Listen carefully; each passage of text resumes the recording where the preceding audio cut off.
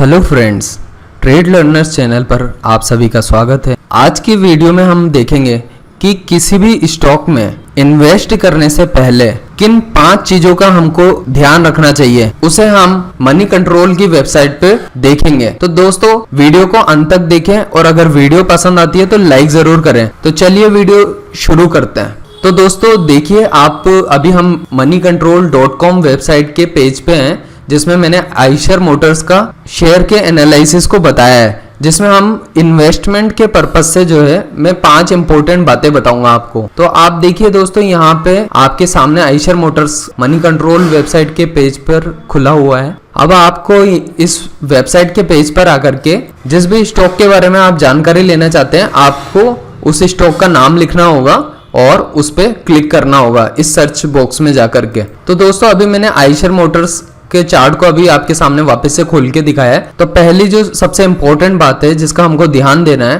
तो आइशर मोटर के जब हम इस पेज पे आए तो हमको देखना है कि यहाँ पे इसमें किन किन चीजों का हमको स्पेशली ध्यान देना है। तो हम पहले तो नीचे आएंगे, तो सबसे पहले हमारे सामने आता है चार्ट। तो जो इस स्टॉक का चार्ट है, जो अभी 5 अगस्त की तारीख है, अब आप 5 अगस्त की तारीख पे जो है अभी देखना, तो जो सबसे फर्स्ट इंपॉर्टेंट चीज है, हम आएंगे चार्ट के ऊपर में। तो चार्ट को देख करके जो है आपको क्या लगता है, पहले तो आप ये देखिए। तो अभी ये जो है 5 अगस्त की तारीख है आज, और आप देख सकते हैं कि मार्केट में जो आइशर मोटर्स का शेयर है उसकी प्राइस किस तरह से कंटिन्यूअसली राइज कर रही है। तो आपको ये दिख रहा है, एक चीज तो कंफर्म होगी कि इसमें बुलिश ट्रेंड है, तो इसका मतलब है इस स्टॉक में इन्वेस्ट किया जा सकता है, क्योंकि ये अप ट्रेंड में नंबर 1 चीज तो।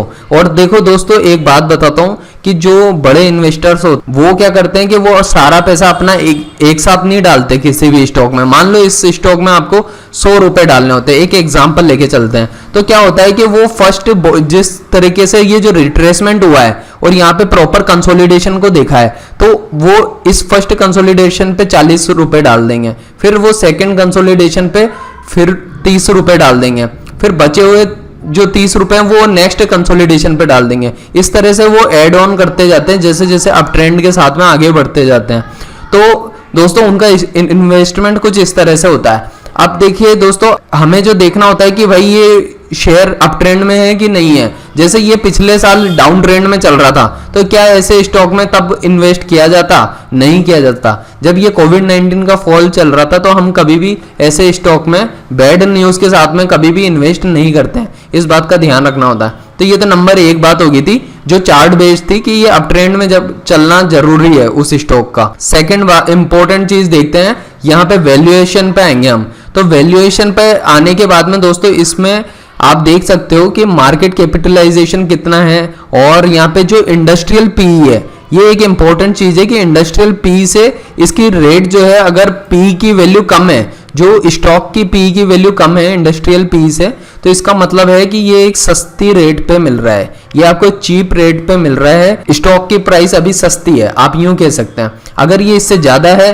तो इसका मतलब है स्टॉक की प्राइस ज्यादा है। तो अगर इससे कम रहती है इंडस्ट्रियल पी से, तो इसका मतलब है आपको बाइंग करनी चाहिए इस तरह के स्टॉक्स में। और इसके अलावा आप यहाँ पे ये भी देख सकते हैं कि अगर आप लंबे टाइम के निवेशक रहने वाले हैं, तो डिविडेंड यील्ड कितना दे रहा है ये स्टॉक। तो आप देख सकते हैं कि 0.57% का डिविडेंड यील्ड है, जो कि कम है। ठीक है, कुछ स्टॉक्स काफी ज्यादा डिविडेंड देते हैं, कुछ स्टॉक्स कम डिविडेंड देते हैं। ठीक है, आपको एक बात बता देता हूं कि जो सरकारी जो पीएसयू कंपनीज होती है ना, उनमें डिविडेंड रेट बहुत ज्यादा होती है। तो आप उन पे जाके ध्यान देना कि जो IOCL हुई या फिर कोल इंडिया हुई या दूसरी अन्य कई सारी नाल्को हुई, तो ये काफी ज्यादा डिविडेंड यील्ड देती है। तो डिविडेंड यील्ड को भी आप आसानी से कैलकुलेट कर सकते हो कि यहाँ पे जो 0.57 है उसको आप मल्टीप्लाई कर दो जो मार्केट प्राइस चल रही होती है स्टॉक की। ठीक है, जैसे इसकी 22,000 के करीब चल रही है, तो 22,000 से मल्टीप्लाई कर दो 0.57 को, उसके बाद आप उसको डिवाइड कर दो 100 से, तो आपको पता चलेगा 125 रुपए के आसपास वैल्यू निकल के आती है। तो इसका मतलब है कि ये स्टॉक से आपको एक साल में 125 रुपए डिविडेंड की तरह मिल जाएंगे। ठीक है, तो कोई स्टॉक, कोई कंपनी आपको हर साल डिविडेंड देती है, कोई कंपनी नहीं देती है। तो ये एक बेसिक सी चीजें हैं जिनको आप समझे। ये दूसरे नंबर का पॉइंट था। अब हम आगे बढ़ते हैं। जो थर्ड इंपॉर्टेंट चीज है वो है फाइनेंशियल्स। तो फाइनेंशियल्स के अंडर में आप इनकम स्टेटमेंट और बैलेंस शीट जरूर देखिए किसी भी कंपनी की, उससे आपको पता चलेगा वो कितनी प्रॉफिटेबिलिटी में है और या फिर नहीं है। तो जैसे आप इनकम स्टेटमेंट में जाओगे तो यहाँ पे एक नेट प्रॉफिट का सेक्शन ये दिया हुआ है। तो नेट प्रॉफिट के सेक्शन में आप देखोगे कि आयशर मोटर की जो है कंटिन्यूअसली प्रॉफिटेबिलिटी है वो लगातार राइज कर रही है और एक ठीक ठाक कंटिन्यूअस प्रॉफिट हो रहा है इस कंपनी को। इवन जब मार्च 2020 में इन्होंने अपना प्रॉफिट शो किया था तो 318 करोड़ का इनको प्रॉफिट हुआ है। ठीक है, ये हर एक क्वार्टर का प्रॉफिट है दोस्तों। आप देख सकते हो मार्च 2019 के क्वार्टर से लेकर के एक एक जो नेक्स्ट क्वार्टर आ रहा है उसके रिजल्ट इन्होंने शो, उसके अकॉर्डिंग यहाँ पे प्रॉफिटेबिलिटी को शो किया गया है। ठीक है, अब इसके बाद में जब आपको दिखता है कि प्रॉफिट प्रॉपर्ली आ रहा है, इनका रेगुलर इनको प्रॉफिट हो रहा है, अब आप इसकी बैलेंस शीट भी देखिए। तो बैलेंस शीट में आकर के आपको पता चलेगा कि इनका जो रेवेन्यू है क्या वो भी बढ़ रहा है, रिजर्व्स जैसे रिजर्व्स एंड सरप्लस ये भी लगातार बढ़ रहा है। 3600 था करोड़ था, फिर 5300, फिर 7000 करोड़, फिर 8800 करोड़, फिर 9900 करोड़। तो लगातार जो इनका रिजर्व है और सरप्लस है वो बढ़ता जा रहा है। इनका जो शेयर कैपिटल है वो भी बढ़ता जा रहा है। इनका अगर आप देखो कि टोटल लाइबिलिटीज है, साथ ही साथ लाइबिलिटीज भी बढ़ती जा रही है, क्योंकि एक कंपनी जब बढ़ती है तो उसकी लाइबिलिटी भी बढ़ती है। उसका अगर असेट देखोगे तो असेट भी बढ़ रहा है प्रॉपर्ली। तो इसका मतलब देख करके लग रहा है कि ये कंपनी एक अच्छी कंपनी है, एक मैनेज्ड वे में चल रही है, कहीं ना कहीं अच्छी प्रॉफिटेबिलिटी शो कर रही है ये। अब इसके बाद में दोस्तों अब क्या करोगे आप, अब आप और नीचे आ जाओगे। अब अपन देखते हैं फोर्थ जो इंपॉर्टेंट है, सबसे मोस्ट इंपॉर्टेंट चीज है जो मैं बताने वाला हूँ किसी भी इन्वेस्टमेंट में, वो आप देखिए कि प्रमोटर की होल्डिंग जो होती है सबसे इंपॉर्टेंट होती है। ये जो होती है ये 50% या उससे ज्यादा होनी चाहिए।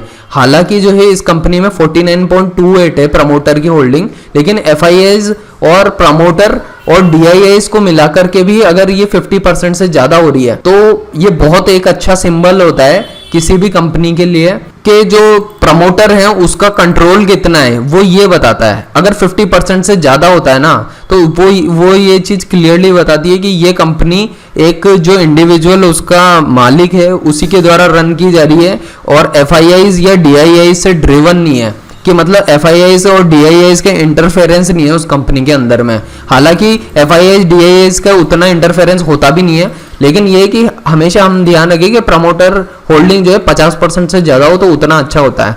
उसके अलावा नेक्स्ट जो बात है इसमें इंपॉर्टेंट वो है प्लेजिंग। जो उसके शेयर्स हैं वो 0 होने चाहिए, यहाँ पे हमेशा 0 वैल्यू लिखी होनी चाहिए, मतलब प्लेज्ड नहीं होने चाहिए उसके शेयर जो होते हैं, शेयर प्राइसेस गिरवी नहीं रखे हुए होने चाहिए।